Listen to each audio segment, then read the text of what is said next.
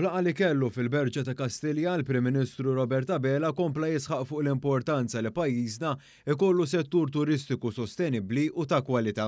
Dr. Abela ddiskuta dan ma' rappreżentanti tal-lukanti u ristoranti f'pajjiżna bħala parti mill-laqgħa ta' konsultazzjoni ta' qabel il-budget. Fil-fattu tkellem mal-Assoċjazzjoni għall-Lukanti u ristoranti l-MHRA fil-waqt li fl-oħra mal-Union ħaddiema maqudin il-UHM ġi diskuss it-tisħiħ ta' suq tax-xogħol. Mal-MHRA il-Prim Ministru diskuta fost l-oħrajn ir-riformi fis-settur turistiku li mistennija jidħlu fis-seħħ fi żmien li ġej. Dr. Abela qal li llum nistgħu nitkellmu fuq turiżmu ta' kwalità għax irkuprajna b'saħħa wara l-pandemija għalli issa biex ninvestu fil-kwalità ma nistgħux nagħtu xokkijiet lis-settur u għalhekk li l-Gvern se jibqa' jżomm il-prezzijiet tal-enerġija stabbli.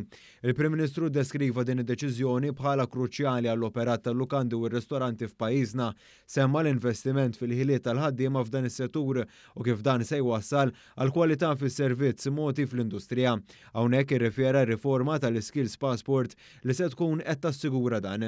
Fil-fatt deċiżjoni li ħall-Kabinett se tfisser li ħaddiema fis-settur turistiku jgħaddu minn kors speċifiku qabel jingħataw permess biex jaħdmu f'pajjiżna u dan bilan ukoll li nsaħħu l-prodott Malti wawċi offrut lit-turisti u lill-konsumaturi f'pajjiżna.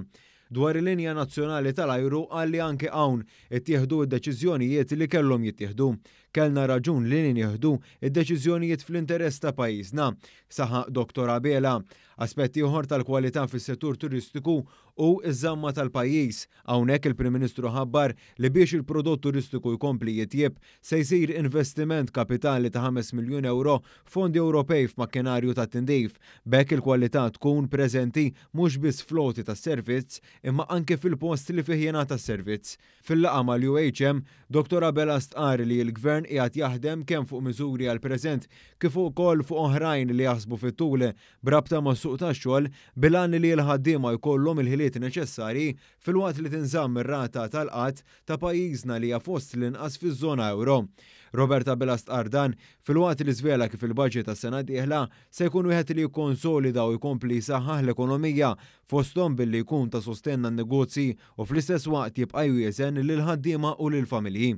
Għall-laqgħat ta' konsultazzjoni attendew deputat Prim Ministru, Ministru għas-Saħħa Chris Fern, il-Ministru għall-Finanzi u x-Xogħol Klajt Karwana, il-Ministru għat-Turiżmu Clayton Bartolo, il-Ministru għall-Għawdex Clint Camilleri, il-Ministru għall-Inklużjoni, il-Volontarjat u Drittijiet tal-Konsumatur Giulia Farrugia Portelli, is-Segretarju Parlamentari għad-Dialogu Soċjali Andy Allul u d-deputati tal-Gvern Rea Bela u Davina Sammuthili.